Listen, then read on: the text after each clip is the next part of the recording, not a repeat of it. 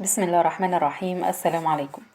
دايما لما بفكر اقدم ايه جديد، اول حاجة ممكن انها تشغلني ازاي اخلي الوصفة تنال اعجاب الجميع. عشان كده اخترت اقدم النهاردة طبق متميز جدا. الطبق بتاعنا النهاردة بالذات هيخلي اي حد ما بيحبش ياكل الكوسة هيحبها جدا من كتر اللذاذة بتاعتها. ده لان بفضل الله بقدمها بطريقة متميزة ومختلفة تماما عن اللي موجود حاليا. يلا كملي الفيديو معايا للاخر عشان هقولك على سر نجاحها وسبب فشلها بيكون ايه. يلا كده هنضيف الطاسة بتاعتنا على النار، وهبتدي ان انا اضيف فيها معلقة كبيرة من الزيت. وبعد كده هنزل ب 500 جرام من اللحم المفروم، نص كيلو من اللحم المفروم. وبعد كده هنزل عليها ببصلايه متوسطة كده مقطعاها مكعبات صغيرة. وهبدأ بقى ان انا اقلب كله مع بعض بالمنظر اللي احنا هنشوفه مع بعض دلوقتي. ابتدت خلاص اللحمة اللون بتاعها يتغير بالمنظر اللي انتوا شايفينه ده. في نفس المرحلة دي بيبتدي البصل ان هو يدبل معايا. هنزل معايا على طول بنص كوب من الصلصة، او انا دي مسبكاه في البيت. طماطم متسبكة، بلاش الصلصة اللي هي العادية دي بتبقى تقيلة جدا وبتبقى فيها نسبة حموضة عالية قوي.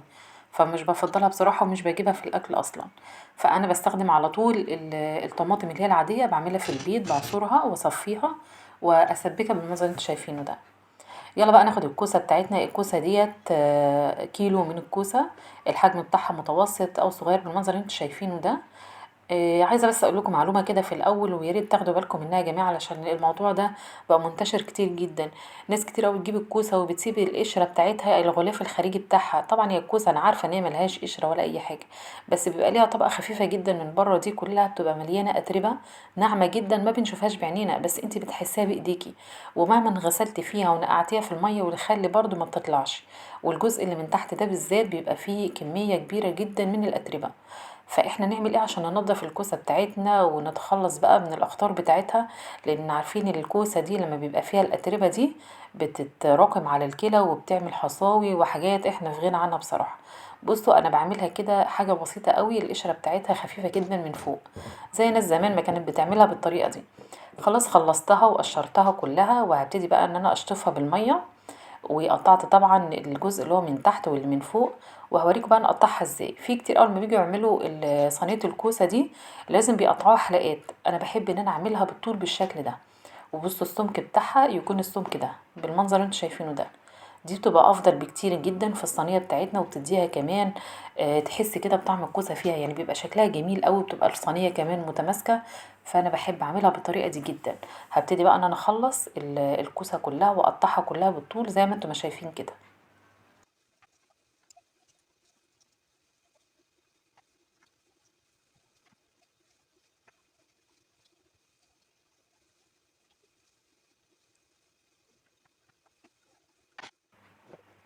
خلاص احنا قطعنا الكوسه بتاعتنا بالمنظر اللي انتوا شايفينه ده. شايفين الحجم بتاعها جميل قوي ازاي؟ يلا ناخد بقى حله على النار وهتبقى فيها ميه. والميه ديت هتبتدي عند بدايه الغليان بتاعتها هبتدي ان انا احط لها الملح. نص معلقه كبيره من الملح ورشه كده من الفلفل الاسود. بتخلي الطعم الكوسه بتبقى جميل جدا. خلاص بعد الرشه دي هبتدي على طول ان انا بقى انزل الكوسه بتاعتي. ليه انا بنزلها هنا في الميه؟ علشان تبتدي الكوسه تنزل السوائل بتاعتها. ولما اجي ان انا اضيفها في الصينيه بتاعتي ما تبتديش ان هي تنزل السوائل بتاعتها في الصينيه، فتبقى الصينيه بتاعتي متماسكه. وكل قطعه كده من الكوسه بتبقى ظاهره. عرفتوا بقى السر في ايه؟ في الطريقه دي. انما اشوحها على النار زي ما ناس كتير بتعملها او الطريقه اللي هي المعتاده، لا بصراحه ما بتعجبنيش جدا. دي احلى طريقه بعد تجربه، يعني بقالي سنين بعملها بالطريقه دي. هبص بقى على اللحمه المفرومه بتاعتي خلاص بقت جميله جدا بالمنظر ده، استوت. حطيت عليها الملح والفلفل الاسود بس، مش عايزين اكتر من كده. انا مش هحط توابل تاني علشان مش عايزه اغير طعم اللحمه. انا عايزه لما اجي اكل اللحمه احس بطعمها. وديت بتبقى افضل حاجه. يلا دي تقلبتين والتانية كده وخلاص، وهطفي عليها وخلصت خلاص كده اللحمه بتاعتنا.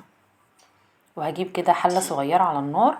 وهبتدي بقى ان انا اعمل ايه الصوص بتاعنا. هضيف هنا 5 معالق من الزيت، وهضيف عليها معلقة كبيرة ممتلئة من الزبدة او السمنة. عشان بس تطعم لي، بس تدي طعم كده كويس. وهضيف عليها 5 معالق من الدقيق. 5 معالق كبار من الدقيق. ويلا هبدأ بقى ان انا اقلب كله مع بعضه بالمنظر ده.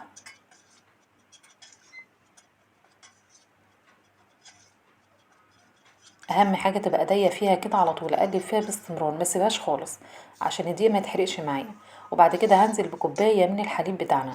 وهبتدي ان انا اقلب باستمرار ما اسيبهاش خالص. زي ما انتم شايفين كده ابتدي اقلب فيها باستمرار بالمنظر ده.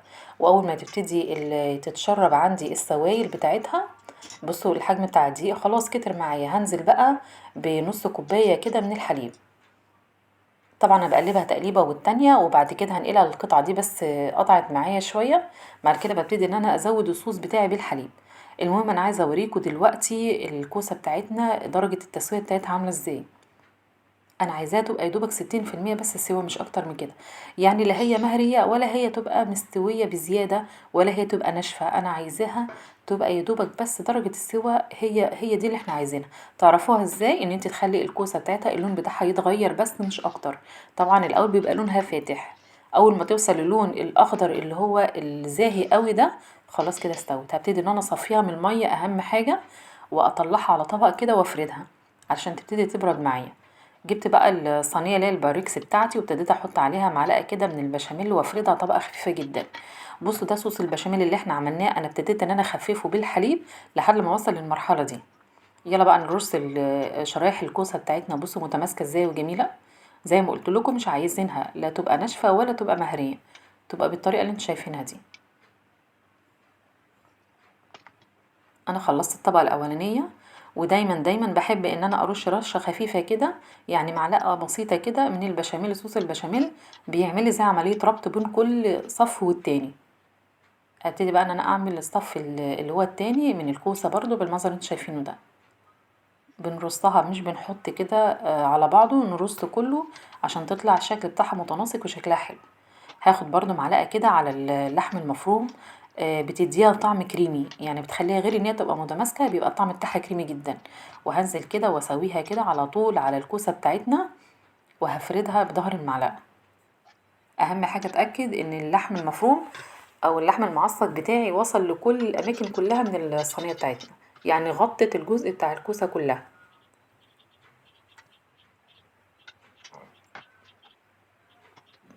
ورشة خفيفة كده من البشاميل خفيف جدا،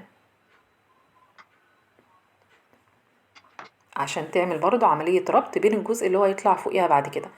الجزء التاني بعد كده هنزل برضو بشرايح الكوسة بالمنظر اللي انتوا شايفينه ده.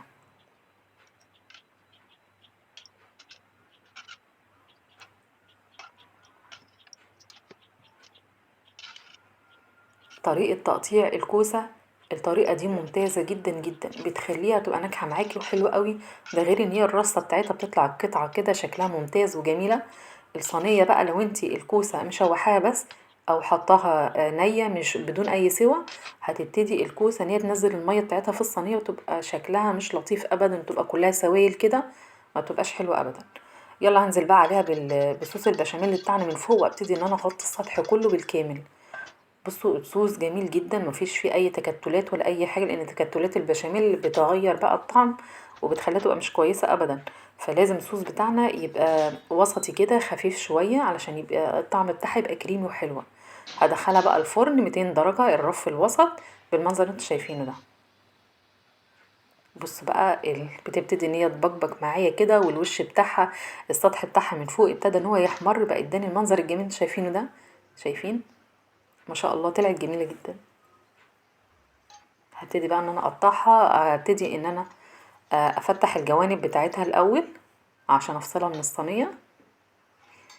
واهم حاجه اهم حاجه في اي صينيه بشاميل ان انا اسيبها تستريح شويه، يعني مجرد ان هي تدفى توصل لمرحله الدفى، ما اخدش الصينيه على طول وهي سخنه وابتدي اغرفها او احطها في طبق. عمرها ما تطلع معايا متماسكه ولا هتطلع قطعه على بعضها ابدا، لازم هتتقطع مني والسطح بتاعها من فوق مش هيبقى كويس.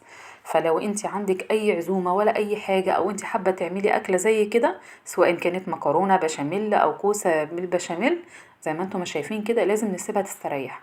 بصوا لما انا سبتها تستريح شويه القطعه طالعه متماسكه ازاي، جميله ما شاء الله.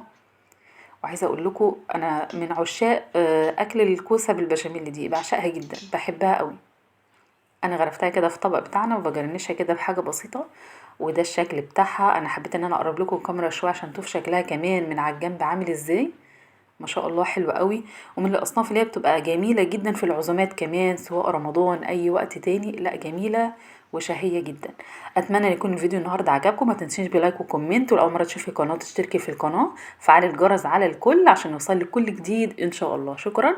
والسلام عليكم ورحمة الله وبركاته.